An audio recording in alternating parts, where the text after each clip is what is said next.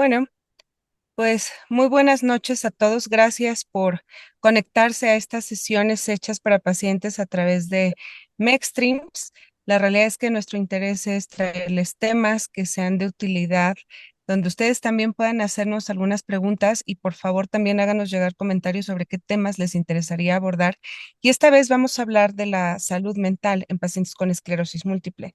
Y para esto, como en cada sesión, agradezco enormemente a la doctora Alma Vigueras. Ella es médico neurólogo especialista también en esclerosis múltiple y otras enfermedades desmielinizantes, ya que ella coordina estas sesiones y nos ayuda también a invitar a personas muy familiarizadas con estos temas, no solamente en general, sino específicamente con un foco para quienes padecen este grupo de enfermedades. Entonces, pues bienvenidos, ojalá sea de utilidad. Adelante, doctora Vigueras, muchas gracias. Muchas gracias, doctora Rivas. Agradecemos la presencia de todos los pacientes en esta sesión. El día de hoy la sesión la vamos a dividir en dos partes. En esta primera parte tenemos el gusto de tener a la doctora Ariadna Montserrat. La doctora es psiquiatra con una alta especialidad en neuropsiquiatría y trabaja actualmente en el Instituto Nacional de Neurología y nos va a hablar sobre síntomas psiquiátricos en esclerosis múltiple. Muchas gracias, doctora. No, muchas gracias por la invitación y muchas gracias para todos los que se han conectado. Espero que lo que vamos a platicar nos sirva les sirva y que pues, si tienen alguna duda se sientan libres de contactarnos. Al final voy a poner mis datos por cualquier duda que surja. Eh, Partamos de que ¿pueden poner la siguiente, por favor? La siguiente diapositiva.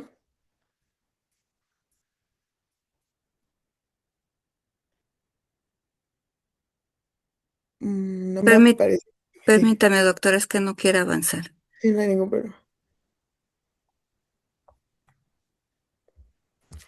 Bueno, creo que, Voy a volver a compartir, permítame. ok, como para ir dando una introducción, pues creo que últimamente pues está tomando también mucha relevancia todos los síntomas psiquiátricos porque también vemos que están muy relacionados con la calidad de vida. Y pues en esclerosis múltiple no es la excepción, ¿no? Creo que es una parte en la que hay que enfocarnos porque ahorita vamos a ver en unas diapositivas que tengo preparadas cómo antes se pensaba que los síntomas psiquiátricos pues eran independientes de la esclerosis múltiple, ¿no? Que las personas con esclerosis múltiple no tenían mayor riesgo de tener síntomas psiquiátricos comparados con la población general. Luego nos dimos cuenta No que avanza. mm, Disculpe, estoy teniendo problemas, no quiere avanzar. ¿quiere que la comparta yo? Sí, doctora, no sé por qué no quiere avanzar. Por favor.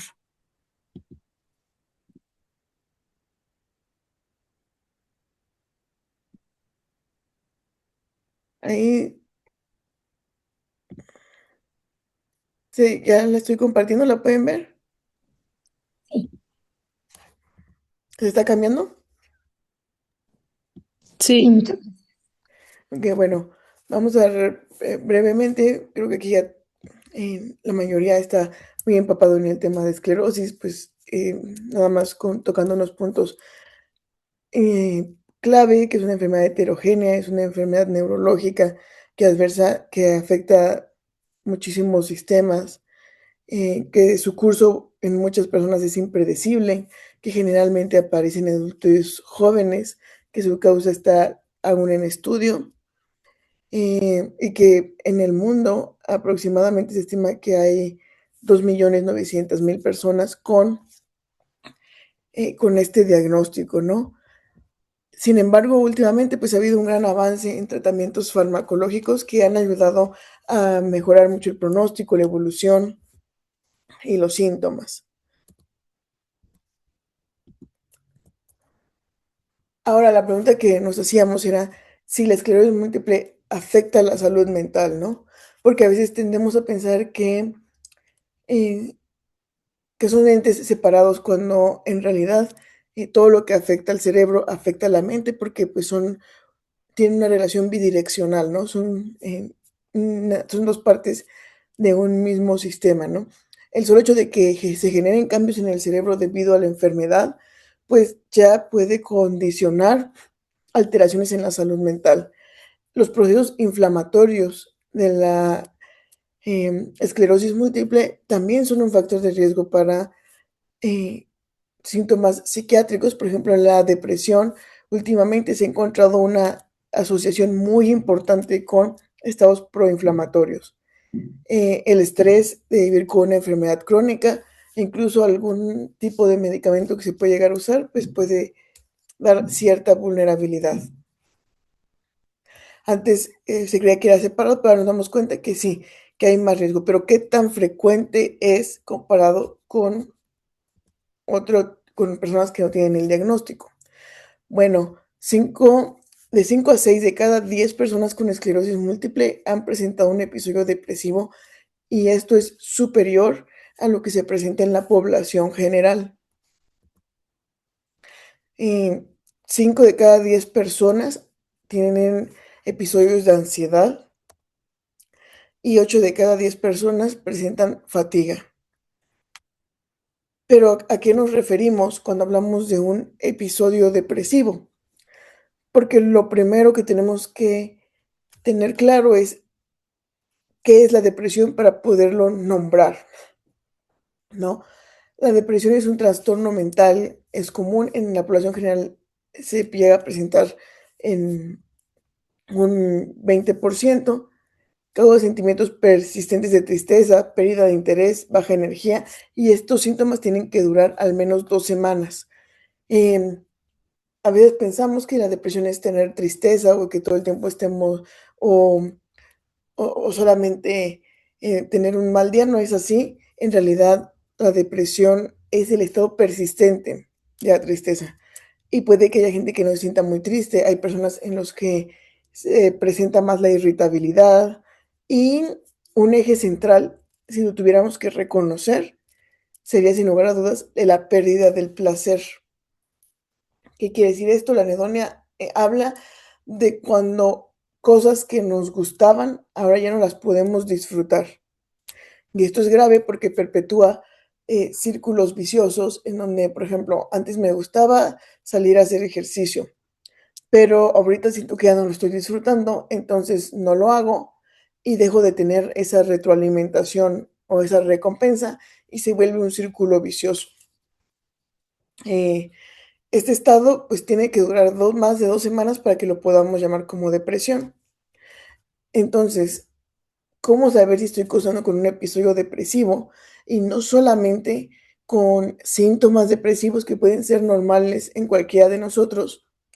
Por supuesto, cuando nos enfrentamos recientemente al diagnóstico de una enfermedad que va a cambiar cómo nos percibimos, pues puede haber un episodio de adaptación en el que nos sintamos tristes, en el que pues tal vez no durmamos bien, pero eventualmente eso tiende a mejorar. De no ser así, pues puede evolucionar a un episodio depresivo. Ahora, si en algún momento tienen síntomas como tristeza persistente, pérdida de interés por las actividades habituales, cambios en el sueño, como dormir muchísimo más de lo normal, que ahorita vamos a ver que es diferente de la fatiga, cambios en el apetito, comer más o comer menos, sentimientos de culpa, ideas de desesperanza, porque el episodio depresivo se siente como si hubiera un filtro y ese filtro, todas las ideas que nos llegan estuvieran sesgadas por, por, por la negatividad, por la desesperanza. Entonces, si se cumplen estos síntomas, bueno, entonces ya podemos hablar de que se está cursando con un episodio depresivo. Ahora, hay señales de alerta en donde sí es importante, de preferencia, si se sienten identificados con estos temas, eh, supongo, generalmente tienen mucho contacto con su neurólogo, es importante que los que lo externalicen, ¿me explico? Porque también les pueden dar mucha información y ya, o que busquen apoyo con psiquiatría. Pero, por ejemplo, si tienen consulta, es importante que refieran si han tenido pensamientos de muerte, si han sentido que están muy aislados o estas ideas de desesperanza llegan a condicionar como ya un malestar que no les permite hacer la vida diaria. ¿Por qué? Porque esto significa que la depresión está avanzando y que hay que tratarla con más urgencia, ¿no? Pero hay que estar siempre alerta de estas señales. Por otro lado, otra de las cosas que son muy comunes, otros de los diagnósticos más comunes, me enfoqué en estos porque pues son los que tienen mayor prevalencia, que son los más frecuentes, que es la ansiedad. Es importante porque a veces tampoco lo podemos nombrar bien y quedan como huecos de qué es la ansiedad. Entonces me gustó esta definición que habla de la conciencia persistente de un posible peligro futuro que es repetidamente ensayado sin ser resuelto. ¿A qué se refiere? Bueno, la ansiedad generalmente es una preocupación y la preocupación, si bien funciona como nuestro sistema de alarma, llega un momento en el que este sistema de alarma puede estarse eh, activando cuando no debería. Y nuestro sistema de alarma es como la alarma sísmica, ¿no? Se debería solamente encender cuando hay un temblor, pero ¿qué pasa si se activa con, o sea, con movimientos que no sean un temblor? Su fin, pues tal vez ya no es tan útil porque ya no está poniéndonos a salvo, sino más bien nos mantiene en un estado de alerta continuo que también puede cansar, o sea, que puede llegar a ataques de pánico, que puede ser rumiación frecuente de pensamientos, ¿no? Entonces, cuando la preocupación es adaptativa, porque todos nos preocupamos y el no preocuparnos por nada, pues también podría no ser tan bueno para nosotros. Cuando se orienta esta preocupación a la resolución de problemas. Cuando no se orienta a la resolución de problemas o cuando nos está generando más malestar y ya no nos está poniendo a salvo, habla de que está mal calibrado este sistema de alarma. Entonces, la interpretación de la amenaza está sesgada. ¿Qué pasa? Que podemos ver amenazas más frecuentes o más graves de lo que realmente son. Entonces, deja de ser útil y pues solo está generando una anticipación exagerada de resultados futuros pues muy negativos, ¿no? Y en este momento pues ya caemos en la rumiación, en pensar cosas que sean muchísimo más probables de lo que en realidad son, y pues ya se genera un trastorno de ansiedad. Por otra parte, vamos a hablar de la fatiga, que es un tema muy importante también en, en personas que conviven con esclerosis múltiple, porque habla de la sensación que está muy relacionada a la falta de motivación para los recursos, o sea, para desplegar recursos y realizar un gran esfuerzo para hacer frente a su situación. ¿Qué quiere decir? Que el cuerpo está incluso calculando mal o percibiendo que la energía que se va a ocupar para cualquier actividad es muchísimo más grande de la que generalmente se usaría. Me explico, es como una sensación permanente de cansancio. Y el tema con estos síntomas es que suelen superponerse, ¿no?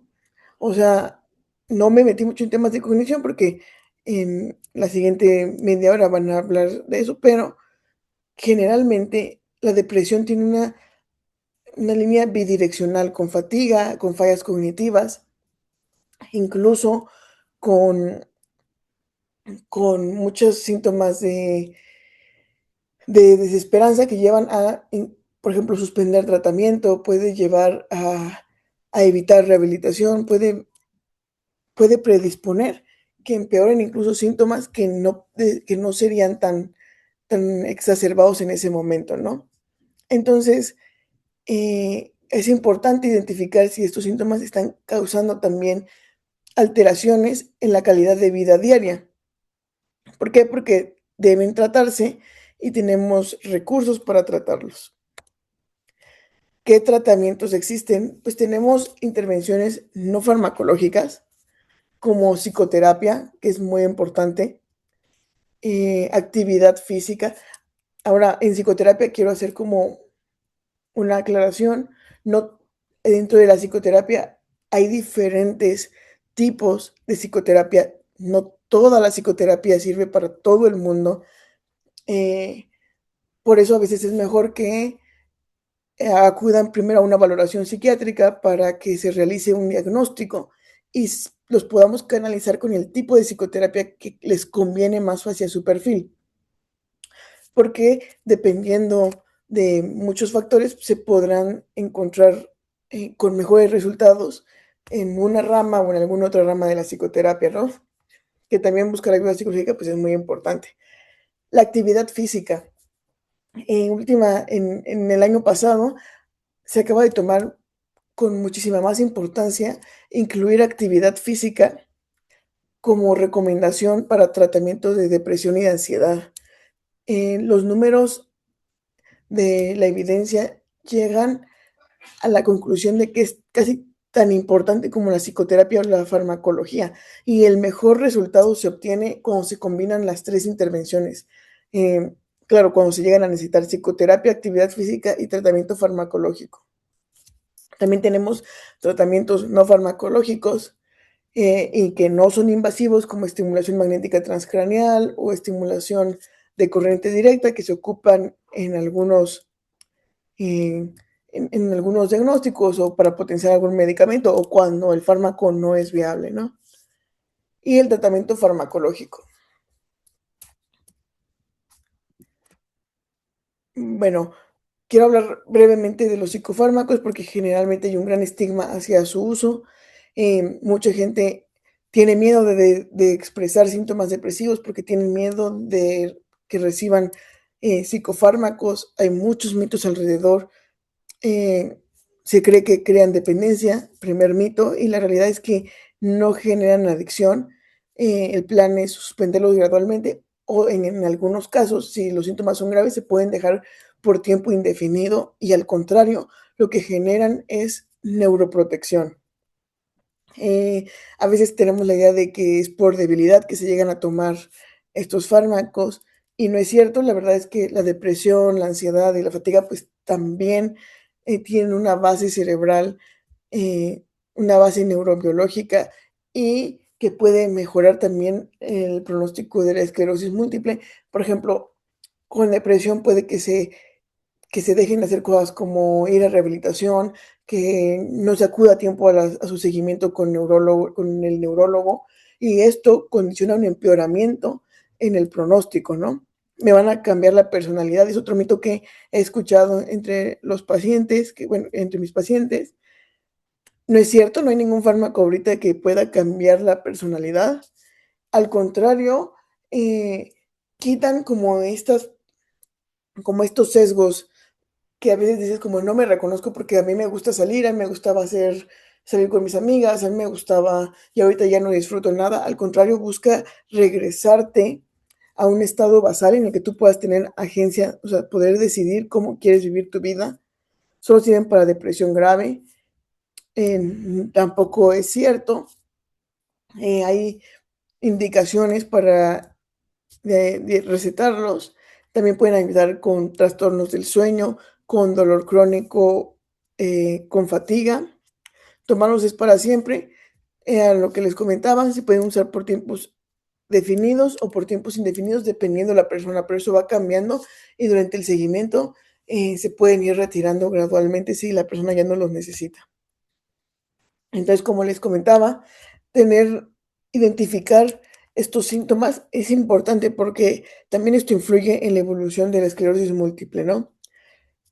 Adherencia al tratamiento, la depresión y la fatiga pues pueden dificultar continuar con el tratamiento, acudir a rehabilitación. La ansiedad puede generar evitar ir a consultas y esto puede ser muy importante porque ahí es donde se pueden hacer estrategias para mejorar el pronóstico. Discapacidad, los síntomas afectivos aumentan la limitación funcional, incluso pueden reducir actividad física y participación social, y el aislamiento también es un riesgo, bueno, aumenta el riesgo de tener síntomas cognitivos, o sea, de deterioro cognitivo. Y calidad de vida, pues al final creo que el tratamiento, el fin de la medicina es que las personas pueden vivir una vida plena a pesar de tener algún diagnóstico. Entonces, eh, puede estar como perfecto el tratamiento, pueden tener el mejor esquema de tratamiento por parte de neurología. Sin embargo, eh, puede ser que a pesar de que no tengan síntomas y que estén controlados, no estén disfrutando o no puedan disfrutar pues de un lapso, o sea, de su vida, ¿no? Y al final creo que se impacta la energía, se impacta las relaciones interpersonales. No, todo esto no solo depende de síntomas físicos, también depende mucho de cómo nos percibimos y cómo percibimos nuestro estar. Entonces, pues el tiempo ahorita es breve, podríamos hablar mucho más de esto, pero quiero, si tengo que dar como algún mensaje, es que también los síntomas, pues, psiquiátricos son importantes y que no duden en buscar ayuda, que buscar ayuda no es ser débil y que pues no están solos, hay muchos profesionales que estamos dispuestos a ayudarlos.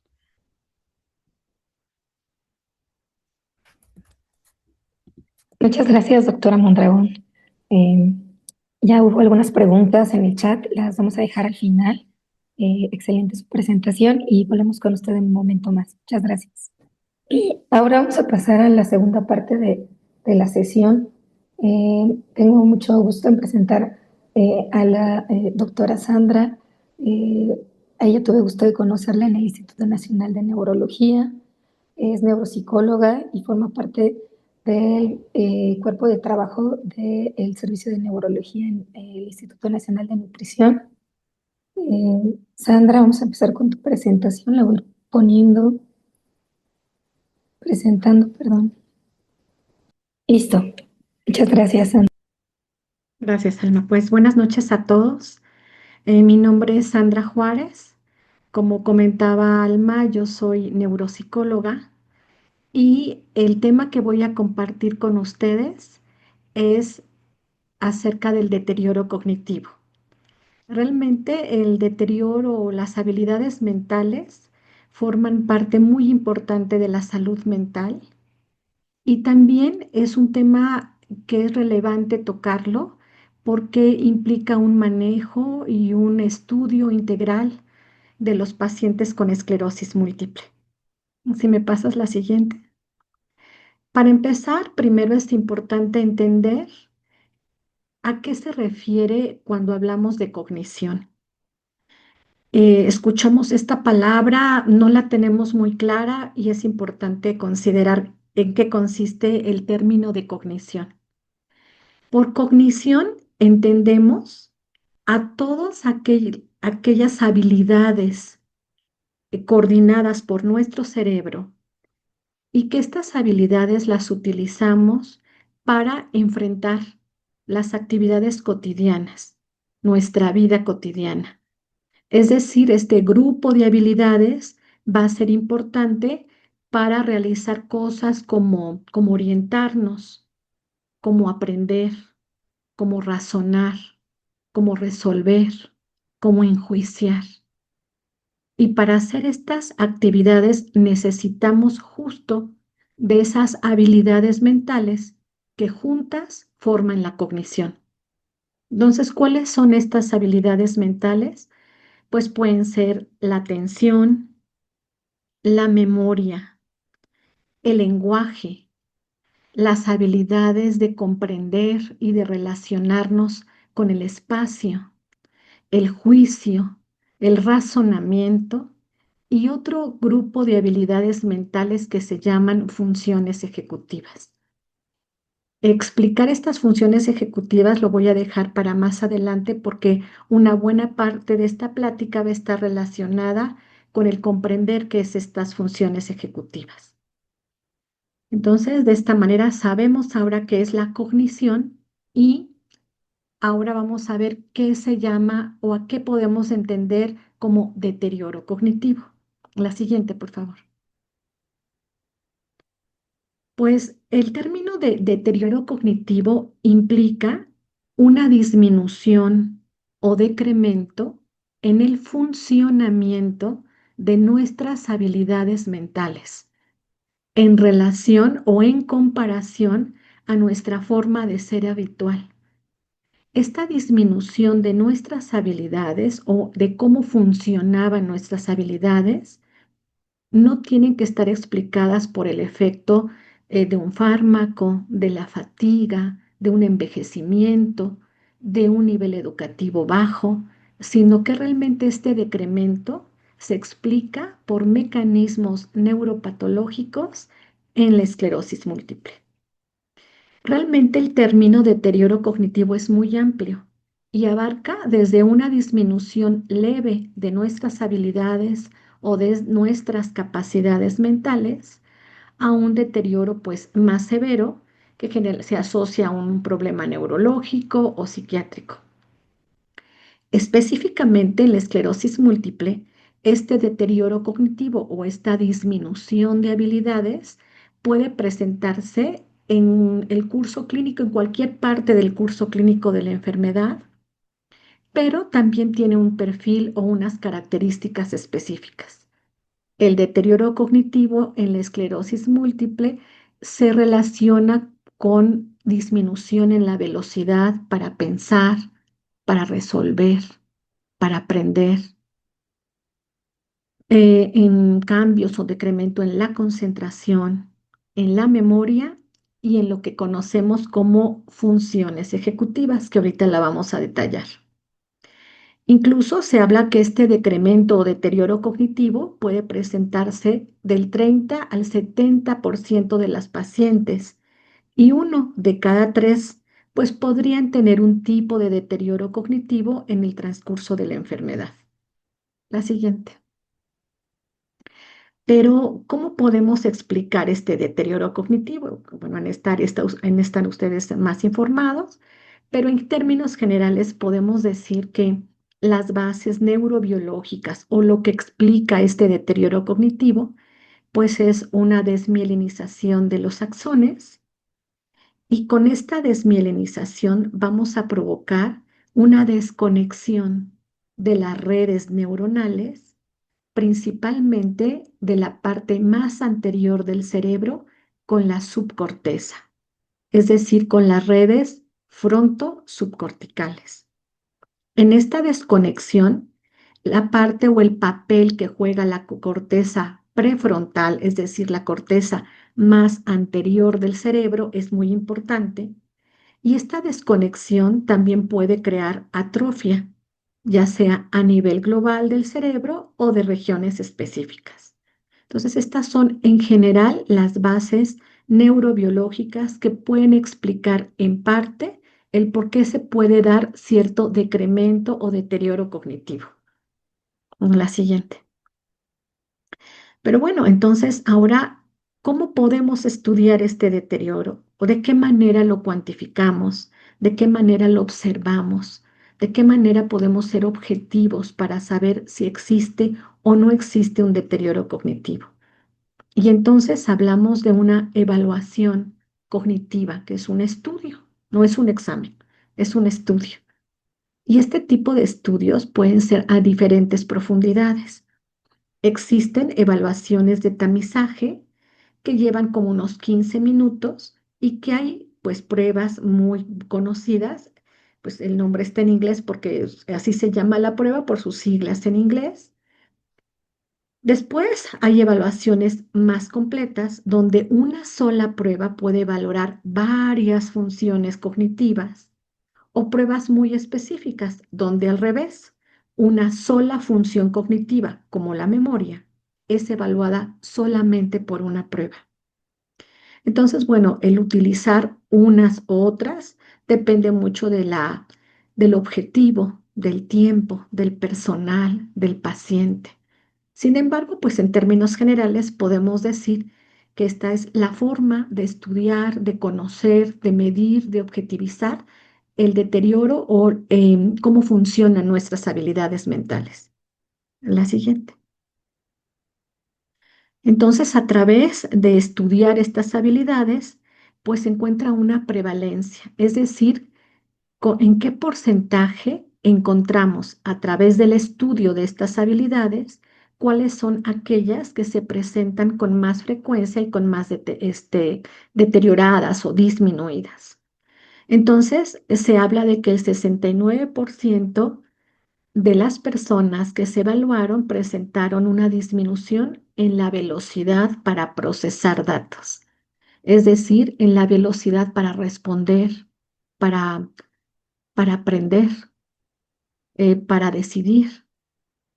Un 50% se encontró problemas en la memoria, un porcentaje muy cercano en habilidades que se llaman funciones ejecutivas, en la concentración, una menor proporción, en el lenguaje, en la producción del lenguaje y la velocidad para el lenguaje, en el aprendizaje de cuestiones de espacios, de ubicaciones y en lo que se llama cognición social. Entonces, voy a centrarme en esta área que son las funciones ejecutivas, porque realmente las funciones ejecutivas, lo que pasa en pacientes con esclerosis múltiple es que la velocidad de procesamiento forma parte de una función ejecutiva. Hay un componente ejecutivo o una parte ejecutiva en la memoria. La atención complicada es una función ejecutiva. Hay una parte ejecutiva en el lenguaje. Y bueno, la cognición social también forma parte de lo ejecutivo. Entonces, aunque se reporte esta prevalencia como parte de las pruebas, realmente todas ellas tienen un componente ejecutivo significativo. La siguiente. Y bueno, entonces, ¿a qué podemos llamar funciones ejecutivas dentro de la cognición? El concepto, la verdad, suena complicado y pues lo que pasa es que las funciones ejecutivas son habilidades de un alto nivel jerárquico. ¿Qué significa esto? Que nosotros vamos a poner en práctica nuestras funciones ejecutivas siempre y cuando hagamos cosas novedosas y complejas. Es decir, este grupo de habilidades no las utilizamos cuando hacemos cosas rutinarias, simples, hábitos. Ahí realmente no se requieren, pero sí las vamos a poner en práctica ante situaciones complejas. Y este otro grupo de habilidades, porque no es una, son varias, tienen la finalidad de coordinar y controlar cómo funcionan otras habilidades como la memoria, el lenguaje y la atención. Por eso las funciones ejecutivas están o forman parte o conllevan a que otras habilidades funcionen de manera eficiente. Entonces, las funciones ejecutivas son este grupo de habilidades que pueden ser la fluidez del lenguaje, ¿no? Cómo podemos hablar de forma fluida, la velocidad que tenemos para pensar, para resolver, para decidir, la capacidad que tenemos de planear actividades y acciones, de tomar decisiones, de concentrarnos, de inhibir respuestas, de ser flexible en nuestro pensamiento, etcétera. Y estas funciones ejecutivas, que son cognitivas, pues también van a influir en conductas complejas, como la capacidad que podemos tener de emprender una acción, de plantearnos un objetivo, de ver cómo vamos a lograr ese objetivo, de planear una estrategia, de verificar si lo estamos haciendo bien, de tener la flexibilidad de decir, esto no es así, mejor lo hago de otra manera, de evaluar los resultados que vamos alcanzando y también de valorar y de conocer nuestra propia conducta y nuestros propios pensamientos y las de las demás.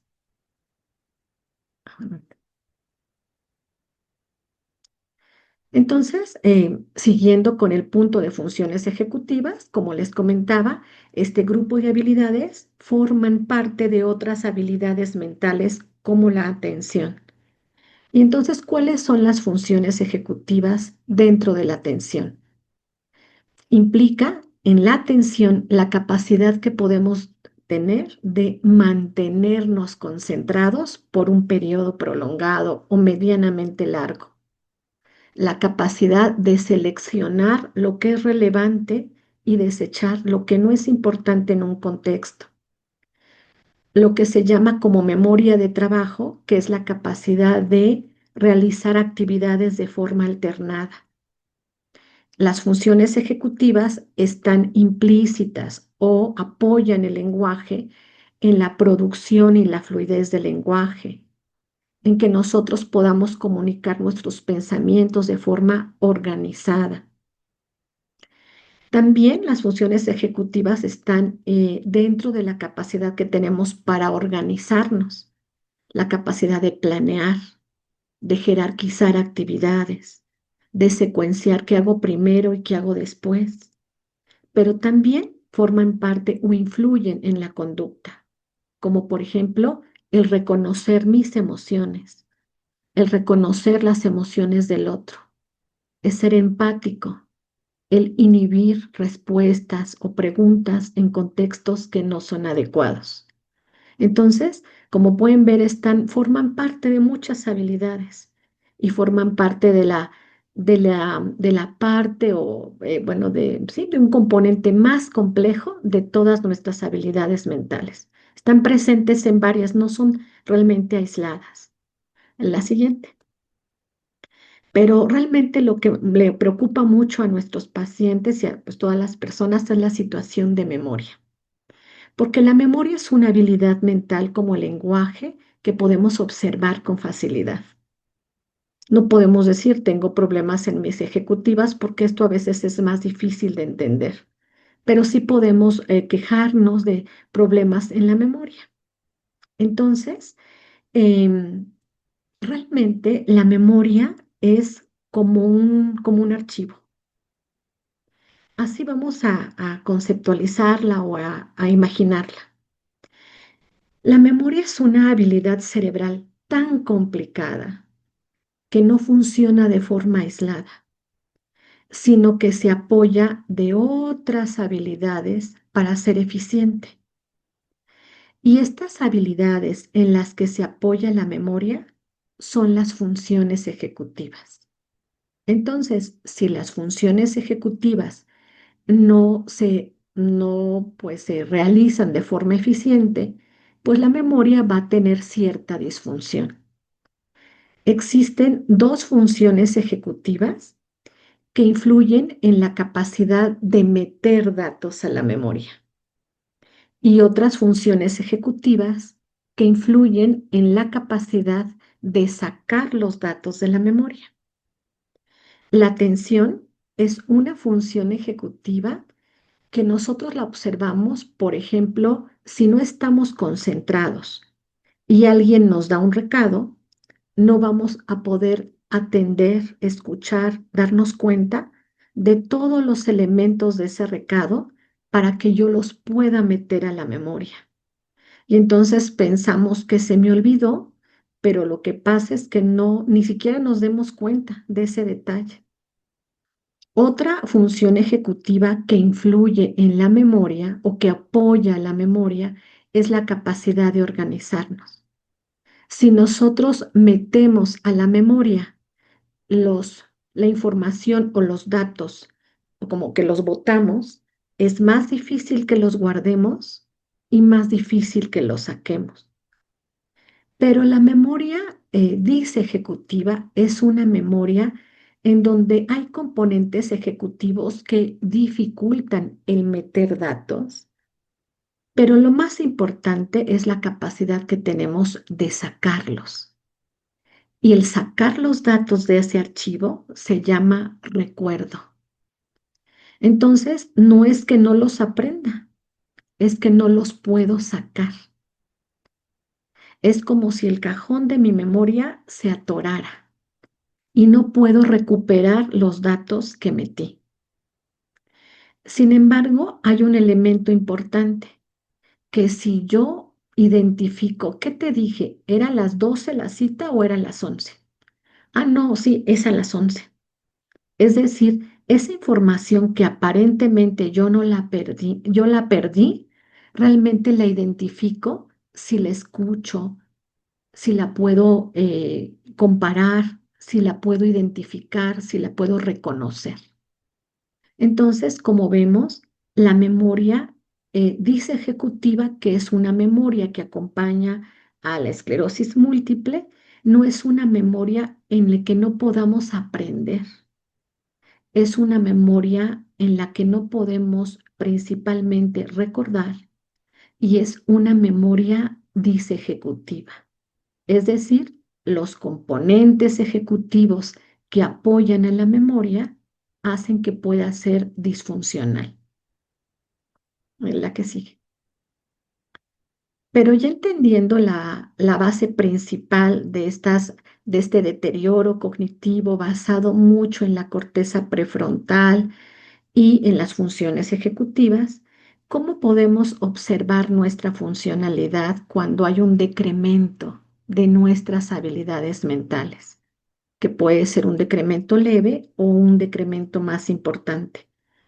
Podemos observar en nosotros dificultad para organizarnos, ¿no? Doy muchas vueltas para empezar, muchas vueltas para terminar, lentitud para realizar cosas, impulsividad, respuestas rápidas que no me permiten razonar las cosas, darme cuenta, rigidez cognitiva, es decir, que yo tengo una idea de cómo resolver algo y no puedo considerar otras opciones, una dificultad para completar tareas, para terminarlas, para tomar decisiones, para resolver problemas, para controlar mis emociones y verificar mi conducta, y con ello para tener una mejor adaptación social y funcional. La que sigue. Pero podemos considerar, como la doctora Montserrat ya había comentado, que pues existen diferentes situaciones o aspectos que influyen en un deterioro cognitivo. Y bueno, vamos a considerar que estos son moduladores de la función cognitiva. Esto significa que yo puedo presentar una disminución de mis habilidades, pero si tengo depresión, esta depresión va a provocar algunos tipos o decremento en algún tipo de habilidades, no en todas. La ansiedad, por lo tanto, también va a provocar mayor desorganización. Pero si la ansiedad se quita, voy a mejorar parcialmente en mi deterioro, pero a ver cosas que sigan funcionando con problemas. El dolor, mientras esté presente, no voy a poder concentrarme, no voy a poder mantenerme concentrada. Pero si el dolor disminuye, el deterioro puede seguir presente también. Es decir, hay habilidades cognitivas que pueden aumentar mientras estén presentes, pero no explican un deterioro cognitivo, como que lo incrementan en ciertas habilidades, no en todas. La siguiente. Y ahora quiero pues enfocarme en aspectos del manejo, ¿no? En cómo puedo mejorar, funcionar mejor con este decremento en mis habilidades mentales. Ya vimos que en general este tipo de deterioro no es un deterioro predominantemente amnésico, es un deterioro pues predominantemente dice ejecutivo, y para tener un mejor manejo es importante tener una intervención temprana, continua, es decir, constante. Existen pues algunos ejercicios de estimulación cognitiva que tienen que ir enfocados mucho o principalmente a fortalecer la concentración.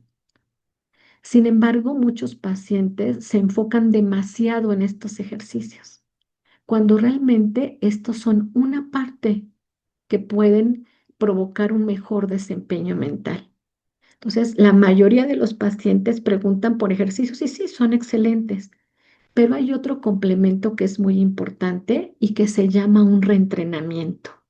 Es decir, el aprender a hacer las cosas diferentes, el integrar mejores hábitos, el manejar mejor nuestro tiempo, organizar mejor nuestras actividades, tener espacios para actividades recreativas o para el ejercicio físico, aprender nuevas cosas, tener actividades también sociales. Entonces, estos dos aspectos forman parte de un apoyo para el funcionamiento cognitivo. Pero también existen otro tipo de terapias, como la terapia cognitivo-conductual, que eso está más relacionado con cuestiones también emocionales, de ansiedad, de cómo mis pensamientos pueden generar cuestiones como el ánimo y tratar de modificar mis pensamientos y mi manera de afrontar o de pensar acerca de las cosas. Y otro tipo de terapia es la que se conoce como mindfulness o atención plena, que tiene un aspecto también emocional o influye en la emoción, y hay una parte que también puede, pues, favorecer la concentración. Y bueno, ya quiero terminar mi intervención con algunas sugerencias, eh, pues, funcionales, cotidianas, que les damos a nuestros pacientes para empezar a modificar la forma de hacer las cosas en el día a día, en cuestiones que todos hacemos y que podríamos hacer mejor. Entonces, siempre le comentamos al paciente una regla de oro, y que es que la mejor muleta para la concentración y para la memoria es la organización. Y que aunque la organización es una función ejecutiva, es una habilidad que podemos mejorar, que podemos entrenar, que podemos hacer mejor. Entonces, pero la organización es una habilidad mental tan complicada que necesita tiempo. Por lo tanto, pues el hecho de que hagamos las cosas con prisa no va a permitir que nos organicemos y no va a permitir que nos concentremos. Y siempre que tenemos prisa, se me olvida, no me acuerdo dónde dejé el boleto del estacionamiento, se me cayó, no me acuerdo si cerré, se me atora el suéter cuando me lo pongo, porque las prisas realmente tienen un componente ejecutivo muy importante, ¿no? Entonces, le comentamos a nuestros pacientes, bueno, el tiempo puede ser tu mejor, tu mejor amigo o tu peor enemigo. Entonces, ¿por qué no lo usas a tu favor? Y bueno, obviamente a veces pues nos apremia el tiempo, pero pues mejor nos organizamos mejor. Evitar hacer dos actividades al mismo tiempo tiene un componente muy importante de concentración, y si mejor hacemos una actividad a la vez, pues podríamos ser más eficientes. Otro aspecto, pues así muy práctico, es el uso. Yo me puedo comprar un calendario organizador súper bonito, pero lo importante es que no esté colgado, sino que yo realmente forme el hábito de utilizarlo y de observarlo. Se sugiere que sea un calendario organizador amplio, en un lugar visible, y que sea así porque no de hojitas que arranco. Porque si yo anoto una cita, un compromiso este día, cada vez que yo vea mi calendario, voy a repasar lo que tengo ese mes. Si una semana está muy saturada o no, si tengo dos actividades en un espacio, si esta semana está muy tranquila y entonces puedo hacer algo más, si tengo un compromiso en este lado, pero tengo 3 días para, por ejemplo, completar un trabajo, terminar una tarea, etcétera. Entonces, el uso de un calendario organizador apoya y el funcionamiento cognitivo, el automonitoreo, la capacidad de planear, de anticiparnos. Para cuando hay cierta apatía, entonces, o dificultad para emprender acciones, la idea es establecer un objetivo al día. Tal vez tenga 8, pero el día de hoy mi objetivo es este. Y de esta manera, cuando vamos cumpliendo objetivos día a día, pues se nos junta menos al final. Y si se nos junta menos, nos desorganizamos menos. También plantear objetivos a medianos plazos para tener como una visión de lo que queremos lograr, pero jerarquizarlos. Tal vez tenga 8 actividades y el hecho de tener 8 me desorganiza, no puedo planear, etcétera. Entonces, es importante jerarquizarlas. ¿Cuáles son las más importantes? Para que de esta manera yo me vaya sintiendo eficiente y pues no saturarse. Entonces, como que, bueno, ya es la hora casi que tenga que salir y es cuando quiero hacer 3 cosas. No, o sea, antes de salir voy a cumplir esta y bueno, las otras las voy a hacer cuando venga. Entonces, pues esto es en general recomendaciones muy prácticas, muy de la vida diaria, muy en las que todos podemos reaprender o mejorar y que son pequeños cambios en nuestra forma de hacer las cosas que nos van a permitir pues ser más eficientes. Entonces, pues con esto concluyo mi intervención y pues espero que poder tener sus preguntas, sus comentarios, etcétera. Muchas gracias, Sandy. Hubo muchas preguntas sobre tu plática. Voy a hacerte un par para que podamos ir platicando sobre estos temas, ¿sale? Por acá nos preguntan si las lesiones o la desmielinización es lo que nos puede predisponer a tener alteraciones cognitivas. Nos hablaste un poquito sobre ese tema, no sé si quieras expandirlo un poquito más sobre por qué pasa esto cuando hay actividad o desmielinización. Pues yo creo que sí es una de las explicaciones que pueden, em, pues sí, darnos a entender el por qué estamos teniendo estos cambios cognitivos. Lo importante no solamente es considerar que este es un aspecto que puede provocar este deterioro, es uno de los aspectos, tal vez el más importante, pero pues la cognición es el efecto de muchas otras variables como el afecto, como decía la doctora Montserrat, el entorno, la fatiga. Entonces tenemos que saber utilizar mejor nuestros recursos, los recursos que tenemos estables o fuertes, modificar algunos que pueden ser modificables.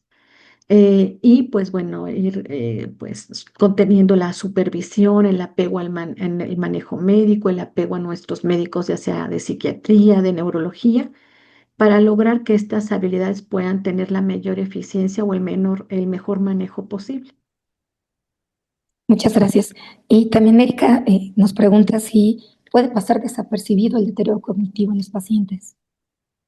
Realmente, pues sí, ¿no? Sí puede pasar desapercibido, sobre todo cuando es leve, cuando se sobreponen aspectos como la fatiga, la ansiedad, el sueño, la depresión. Sin embargo, pues sí es importante evaluarlo, explorarlo, porque finalmente, pues mientras más temprano tengamos intervenciones o estrategias de compensación y de estimulación, pues este deterioro puede tener, puede ser menos o menor, aunque tengamos un problema neurológico, pero bueno, el crear estrategias nuevas de forma más temprana hacen que podamos ser más funcionales. Claro, y también en las consultas neurológicas habitualmente es un tema que preguntamos mucho. ¿Cómo ha estado su memoria? ¿Cómo se ha sentido en el trabajo? Y son aspectos muy sutiles que a veces podemos notar entre el paciente, el neurólogo, y ojalá se pudiera en todos los pacientes con un neuropsicólogo. Y también por acá te hicieron una pregunta sobre qué recomiendas más para ejercitar las funciones ejecutivas.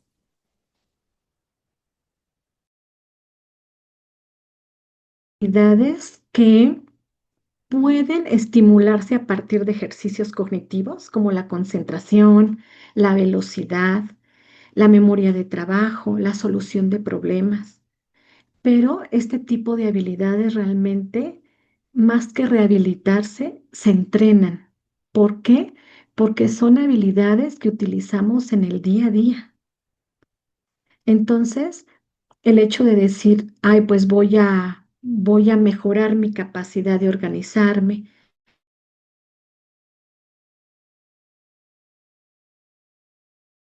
no solamente los ejercicios, porque esto sí lo va a mejorar, pero lo más importante es lo que yo haga en mi vida diaria cómo me afecta mi función ejecutiva en lo que hago. Y porque las funciones ejecutivas son muchísimas o son varias, pero en cada uno de nosotros podemos tener dificultades cognitivas de diferentes maneras, ¿no? Algunos tenemos problemas para el manejo del tiempo, algunos para la organización al concluir acciones, ¿no? El que dejamos todo al final, algunos para mantenernos concentrados. Entonces, en cada persona, pues podemos tener diferentes dificultades cognitivas. Claro, muchas gracias, Andy. Y también ahí es importante tener mucho este Para un contexto funcionamiento mejor. de no estresarnos, de siempre Ajá, tener sí, algo objetivo sí. con el neurólogo, con nuestras pruebas, y apoyarnos siempre como con esta parte. Y el trabajo interdisciplinario, Alma, ¿no? O sea, nosotros no podemos sugerir algo si también está presente el ánimo o la ansiedad. Entonces, pues el trabajo interdisciplinario es muy importante, el Claro, trabajo en equipo. Ujú. sí, sí, claro. Y Natalia también nos pregunta si el deterioro de las funciones ejecutivas es irreversible. Y eso es algo muy interesante, depende mucho. Si el paciente está en un episodio de actividad de la enfermedad o en brote, esto puede ir mejorando.